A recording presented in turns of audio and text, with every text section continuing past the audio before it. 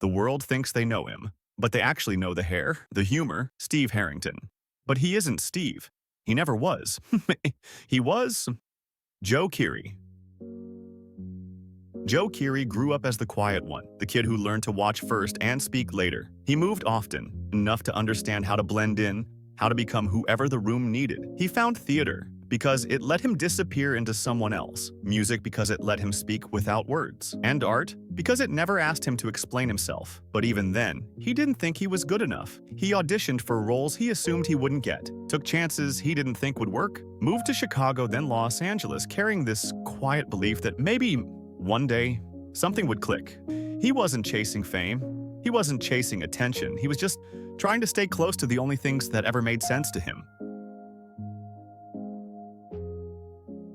Joe Keery never auditioned for Steve Harrington. He walked in wanting to play Jonathan Byers, quiet, introverted, a character that actually felt like him.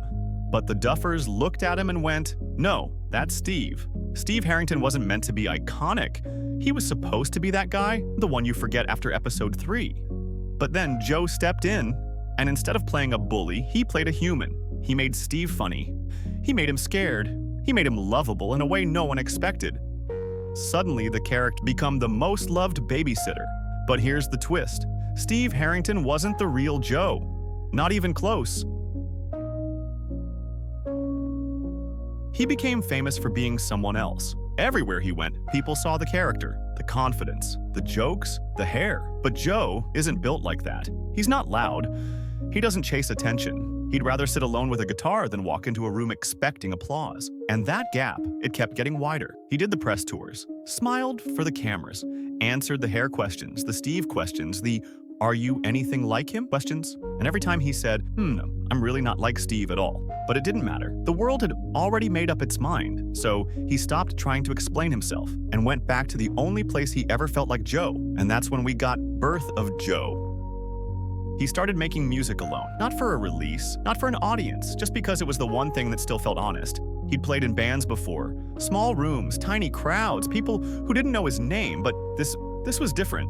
This was him trying to say something he couldn't say out loud. He called it Joe, not Joe, not Joe. Then he wrote a song about leaving, not running away, but just moving forward and realizing some parts of you can't come with old rooms, streets, person you're not anymore. He called it End of Beginning. Ah, copyright, turn it off. Huh, great. The editor is dead. Anyway. And it wasn't about Stranger Things or fame or Steve. It was about hitting 25 and then 30, and somehow millions heard it and felt the same thing. It didn't blow up because he pushed it or promoted it or explained it. It blew up because it was honest, because people heard themselves in it. When everything else feels fake, real hits different.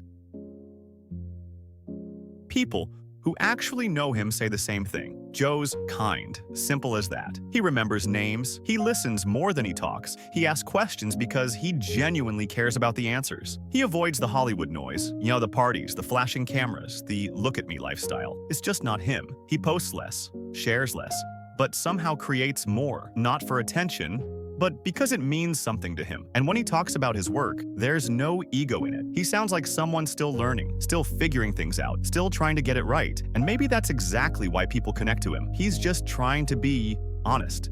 People still call him Steve Harrington, and honestly, that nickname might follow him forever. But Joe's not running from it anymore. He's not correcting anyone, not trying to escape anything. He's just doing what he's always done, making the music he loves, choosing roles that actually mean something, staying close to the parts of life that feel real to him. He didn't become loved because he shouted the loudest. He didn't force himself into the spotlight. People connected to him because he was him. Quiet, kind, steady in his own way. And even when the world tried to put him into a box, the hair, the character, the meme, he didn't bend to it. He just stayed Joe. And somehow that was enough.